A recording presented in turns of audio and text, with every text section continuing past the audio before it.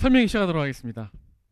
오늘 오신 분들께 정말 감사드리고, 오늘 제가 스타트 끊고 김 선생님 오시기로 했는데 김 선생님이 갑자기 집에 일이 있어가지고 자료만 이렇게 엄청나게 많은 자료를 주시고 나중에 인강으로 찍으시거나 개별적으로 이렇게 면담을 하신다니까 feel free 해주시고, 마지막은 또 우리 팀의 다크호스인 최준호 선생님께서 그 2018년도 문제 해설과 함께 여러분의 궁금증을 해결해 드릴 것입니다.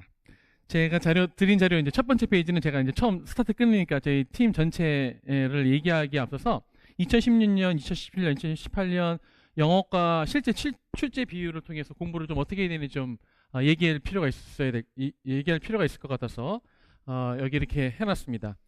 제가 그 나이가 좀 많긴 하지만 05학번으로 새롭게 이제 사범대 가가지고 09년도에 교사가 됐다는 거는 알고 계시는 거죠?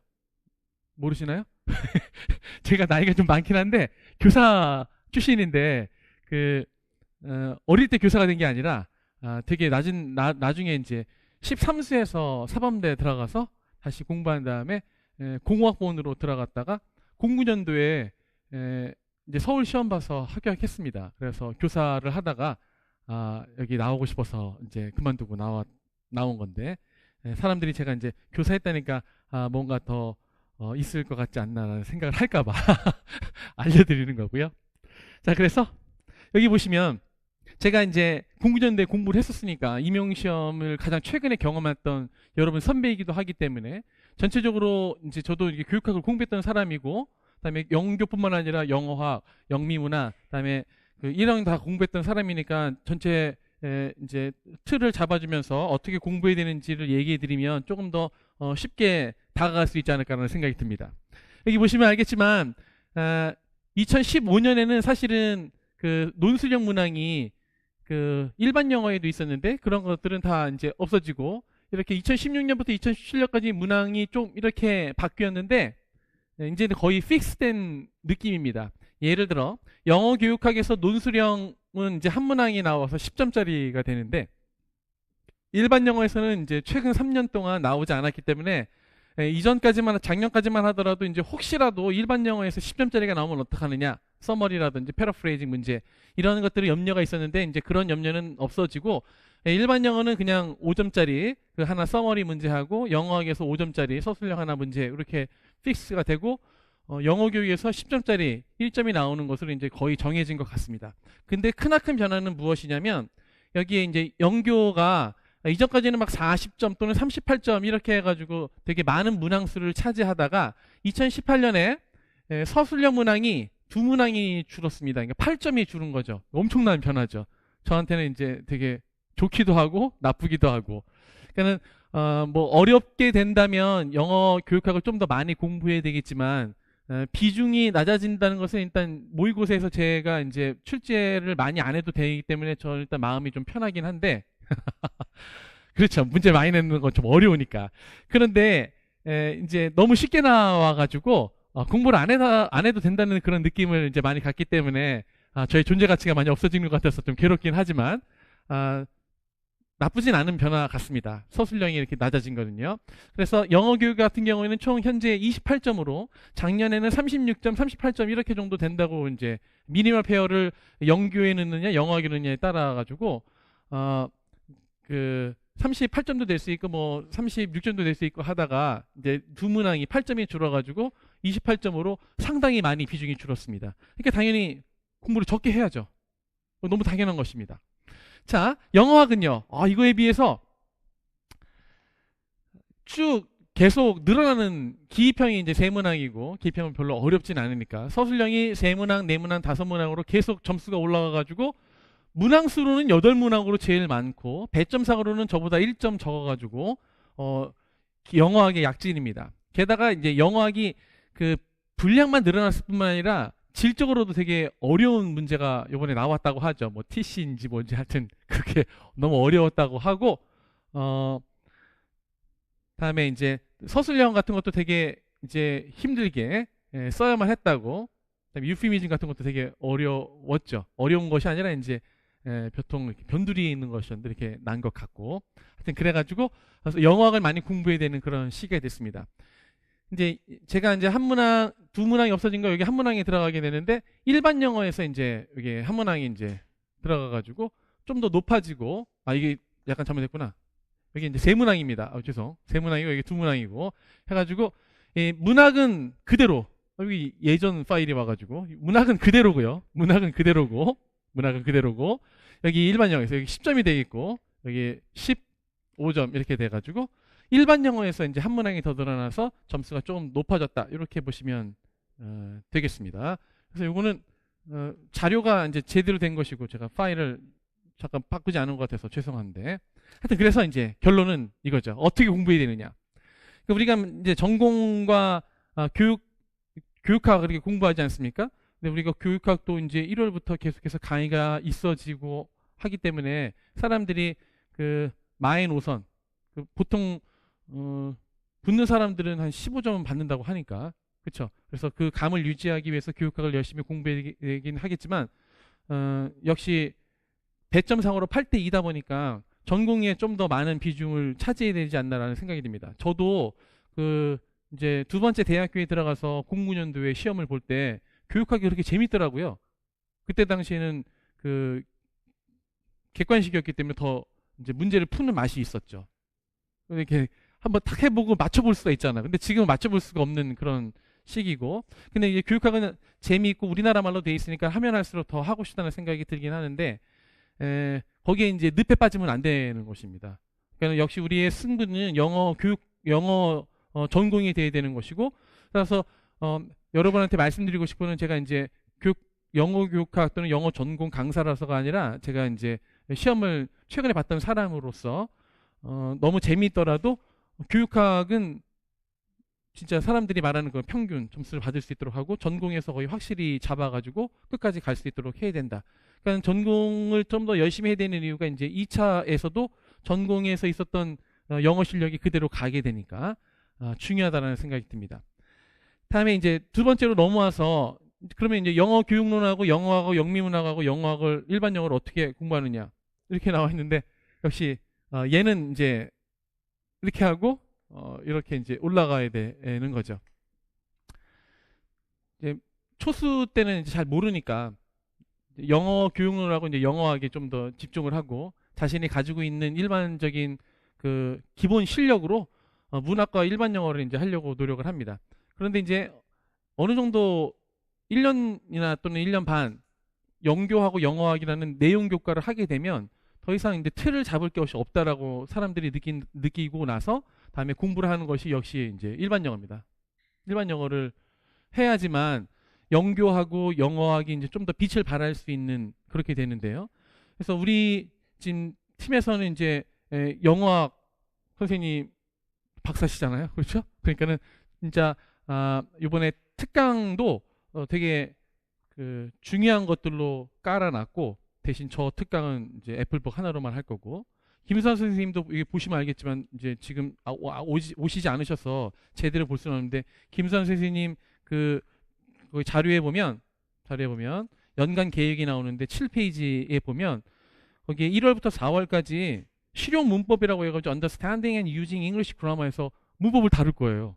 일반 영어 선생님이 글 쓰는 구조라든지 또는 전체적인 글의 구조를 파악하기 위한 영문법을 해가지고 영문법을 이제 최진원 선생님만 하는 것이 아니라 김수환 선생님도 해가지고 이제 조금 더 이제 영어학 쪽을 강화하려고 되게 노력하고 있습니다. 그러면 이제 남는 건 저잖아요. 영어 교육학. 영어 교육학을 어떻게 할 것인지 이렇게 생각을 해보셔야 될 텐데 다음 페이지 보시면 영어 교육학에서 제일 어렵다고 하는 그런 문제가 이제 역시 10점짜리 논술 문제였는데 어떻게 나오는지 한번 보죠. 여기 보면 미즈 쉰 여사께서 이제 나오시고 밑에 보면 Senior Teacher Suggestion 해서 선생님이 이제 여기 보니까 Objective 또는 Error Targeted Strategy 그다음에 피드백에 대해서 각각 그 조언을 주신 다음에 B에 보면 실제 선생님께서 쓰신 저널을 가지고 어떻게 수업을 이끌어가는지 수업을 분석하는 것이 나옵니다. 근데 제가 이렇게 별로 이렇게 글씨도 크지 않게 이렇게 한 면에 볼 수 있도록 한 이유는 이겁니다. 2017년까지만 하더라도 이 8번 문제에 압도당했던 사람이 되게 많습니다. 쓸 내용도 되게 많았고요. 그리고 2018년 문제를 보면, 2017년 문제를 보면 이 한 페이지가 완전히 다 문제로 도배가 됐었어요. 근데 지금은 이게 반 페이지잖아요. 그렇죠? 반 페이지라서 오히려 이 전에 있었던 그 B형 문제의 서술형 문제보다도 문항이 더 짧아요. 되게 신기하죠? 오히려 10점짜리 문제가 4점짜리 문제보다 더 짧게 나와 있고, 문제를 읽어보더라도 이렇습니다. Write two paragraphs based on A and B. In the first paragraph, identify two suggestions 해가지고, 첫 번째는 two suggestion인데 이 네 개가 있잖아요. 네 개가 있으니까 네 개 중에서 confirm to suggestion B, B하고 B로부터 에비던스를 대가지고 선생님의 수업이 시니어 티처의 서제스션과 컨펌하는 것을 찾아라, 이렇게 하는 거죠. 그럼 여기에 하나, 둘, 셋, 네 개가 있으니까 네 개 중에서 열심히 찾아가지고 두 개를 찾아가지고 쓰면 여기 있는 정보를 더 이상 쓰지 말고 다른 정보를 물어봐야지 진짜 논술다운 논술인데, 여기 보니까 두 번째 질문은 뭐냐면 In the second paragraph, identify two suggestions from that musician's class does not confirm이에요. 그러니까는 여기에서 지금 내가 두 개를 뭐 이거를 골랐다고 친다면 두 번째 문단의 답은 이 아까 골랐던 것 빼고 나머지 두 개를 그냥 쓰면 되는 것이라서, 거의 얘는 두 번째 문제는 변별 자질이 별로 없는 문제. 첫 번째 문단만 잘 썼으면 나머지 걸 가지고 그냥 B 문단을 써서 하나는 잘 됐고 하나는 못 됐다라고 봤으면 되는 것이기 때문에 거의 서술형 4점 문제하고 시간과 에포트가 별로 다르지 않게 차이가 나는 그런 문제였다는 거죠. 그래서 결론입니다. 그래서 이제 가장 어려웠던 문제라고 하는 것도 여기에 보시면 objective, 다음에 error targeted, strategy, feedback에서 이 두 번째 거가 네 번째 거는 보통 3장 내용에서 우리 기본반 3장에서 다루는 language analysis와 이 strategy 같은 경우는 4장에 learn a variable, 그다음에 objective 같은 경우는 5장에 teaching methodology, 그 되게 기본이 되는 이론 정도만 잘 이해했으면 문제가 다 풀린다는 거죠.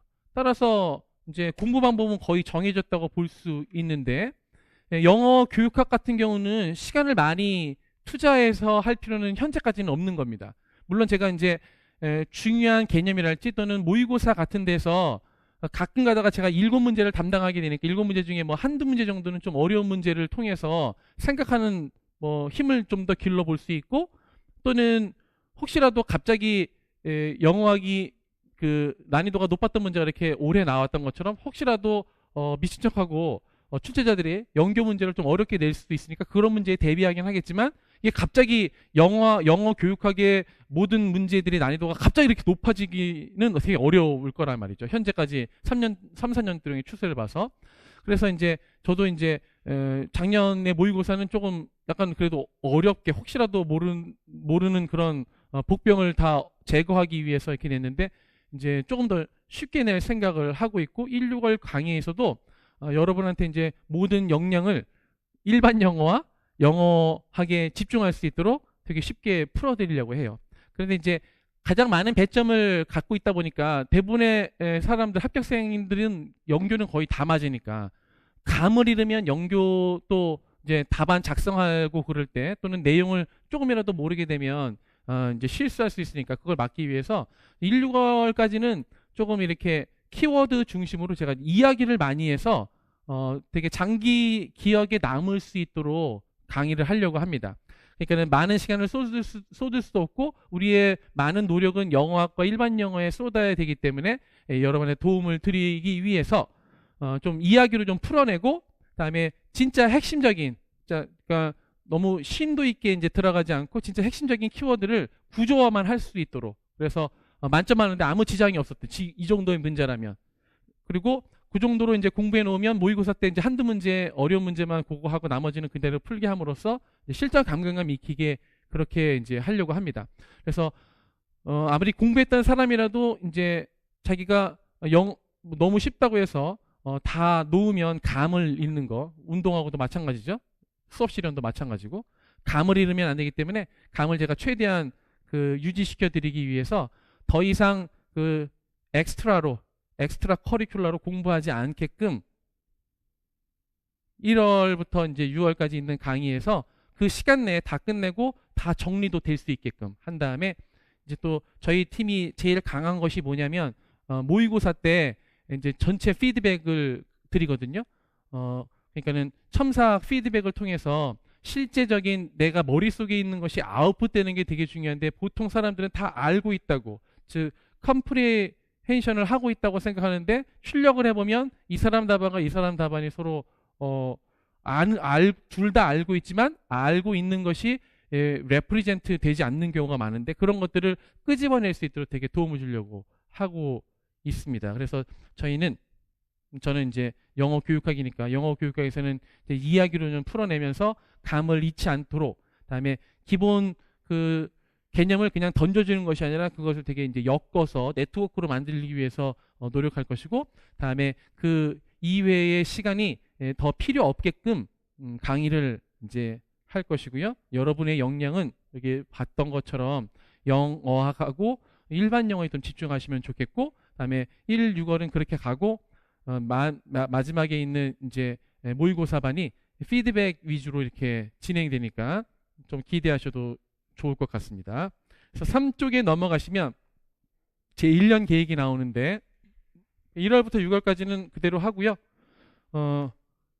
2시부터 4시까지 원서 특강이 있는데 1월에는 1차 합격생들을 대상으로 수업 실현 및 심층 면접 피드백을 거의 매일 할 예정이에요. 그래서 매일 하고 이 시간에도 하기 때문에 이제 새롭게 그 이론반을 듣는 사람들한테는 이제 특강을 할 수가 없고, 1월이 지나게 되면 2월부터 4월까지 3개월 동안 제가 Teaching English as a Second or Foreign Language 4판 애플북을 가지고 할 예정입니다. 그러니까 보통 그 원서 특강은 그냥 책을 그냥 읽는데 그냥 책을 읽으면 너무 아까워가지고 시험에 나올 수 있을 법한 애플북에는 거의 모든 장르가 주제가 이제 나오니까 기입형 연습하는 셈 치고 제가 워크북으로 만든 책이 있는데, 작년에는 이제 그냥 그 A4 프린트로 내보냈었는데 이제 책으로 짧게 만들어 가지고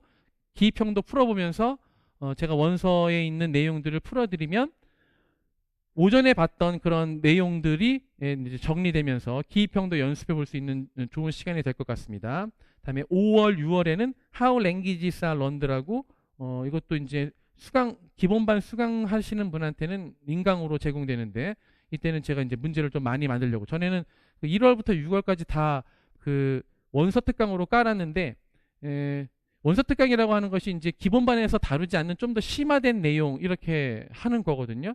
근데 이제 영어 교육학은 심화가 많이 이제 필요 없게 됐으니까 애플북에서만 3개월 동안을 하면 이제 더는 필요 없다고 생각돼서 필요하신 분에 한해서, 왜냐면 그 초수들 말고 이제 재수나 삼수를 하게 되면 보통 기본반을 안 듣고 원서 특강에 조금 더 의존하는 경향이 많으니까 그런 분들을 위해서 인강으로만 전에 찍었던 거를 제공하고, 저는 그냥 문제를 또 잘 만들기 위해서 잠복하려고 합니다. 그래서 7, 8월부터는 작년에 했던 것처럼 모의고사가 이루어지는데, 작년하고 달라진 점은 그렇습니다. 작년에는 7, 8월에 모의고사를 한 번으로 묶지 않고 개별적으로 영어학 시험 보고 해설하고 영교 시험 보고 해설하고 이렇게 했는데, 이제는 이제 완전히 합쳐진 완전체가 돼서 7, 8월부터도 모의고사를 수요일날 오전에 다 봅니다. 실전 감각을 익히는 거죠. 그다음에 수요일날 오후에는 김수아 선생님께서 일반 영어하고 문학 강의를 하시고, 목요일에는 오전에 최준원 선생님께서 영어학 해설 강의를 하시고, 그다음에 저는 목요일 오후에 해설 강의 해가지고 1월부터 6월까지는 수, 목, 금 이렇게 수업이 있습니다. 수, 목, 금. 그래서 수요일에는 영어학, 목요일에는 영교, 그다음에 금요일에는 일반 영어하고 문학 이렇게 수업이 3일 동안 있고, 7, 8월에는 이틀 동안 수요일하고 목요일, 그 다음에 9월부터 11월 3개월 동안에는 토요일에 하루 동안만. 대신 저희 라이팅 세미나 하는 거 다 아실 텐데, 여러분이 쓴 답안을 이제 개별적으로 첨삭한 다음에 첨삭한 내용을 바탕으로 잘된 것과 이제 잘못된 것들을 이렇게 알려드려서 하려고 합니다. 그래서 이제 3일, 2일, 2일, 1일 이렇게 하면서 플러스 1일 엑스트라로 라이팅 세미나까지 이렇게 이루어지게 되는 것입니다. 그리고 작년에는 7, 8월에는 라이팅 피드백을 즉 잉글리시 라이팅 세미나를 하지 않았는데 작년에 선생님들이 되게 도움을 많이 받았다고 하고 그다음에 여러분과 친해질 수 있는 것은 글을 통해서죠. 그렇죠? 시험만 봐가지고는 모르니까. 그래서 7, 8월에도 라이팅 세미나를 계획 중에 있는데 따로 시간을 내는 것이 아니라 어차피 수요일날 시험을 본 다음에 목요일하고 수요일 오후하고 목요일날 이렇게 하니까 그 전주에 있는 라이팅 샘플을 가져다가 그 시간에 이제 할 겁니다. 그래서 9, 10월에는 라이팅 세미나가 따로 월요일이나 뭐 화요일에 있겠지만 7, 8월에는 그 시간 내에 그 수요일 오후하고 목요일 오전, 그다음에 목요일 오후에 그날 그 주에 본 모의고사를 해설함과 동시에 그 전주에 본 모의고사에 대해서 첨삭 답안을 가지고 라이팅 세미나를 이렇게 할 계획입니다. 예, 요 정도로. 하여튼 믿고 따라와 주시면 좋은 결과 있을 수 있도록 최선을 다해서 하도록 하겠습니다. 저한테 이거 12월에는 역시 월화수목금토일 해가지고 심층 면접, 수업 지도안 작성, 수업 실현, 집단 토의 등 여러 가지 2차에 대한 대비를 하고 피드백 이렇게 돼 있고요. 올해도 이제 계속 하고 있는데 오늘도 이제 수업 끝나고 그 2차 피드백을 하거든요. 하여튼 그런 걸 통해서 여러분한테 도움이 될 수 있도록 노력을 하도록 하겠습니다. 개인적으로 이제 질문이 있으시면 이따가 이제 최진원 선생님 강의하신 다음에 하시던지 아니면 나와서 저한테 개인적으로 하시면 되고 김수환 선생님 자료는 엄청 두껍네요. 그렇죠? 한 20장은 되는 것 같은데 원래 야심차게 앞에 총평하시고 다음에 이게 2017년, 2016년, 2015년 문제의 경향성을 다 알려드리려고 했었는데 유인물로 대체하도록 하겠습니다. 못 나오게 돼서 정말 죄송하다고 저한테 말을 전해달라고 하니까 카페 같은 데 글을 남기시면 또는 오시면 친절하게 설명을 해주시니까 오늘만 빼놓고는 다 이제 약속을 잡으면 같이 이제 만나서 얘기할 수 있게 되겠습니다. 제 강의는 이걸로 마치고 최진원 선생님 모시도록 하겠습니다. 감사합니다.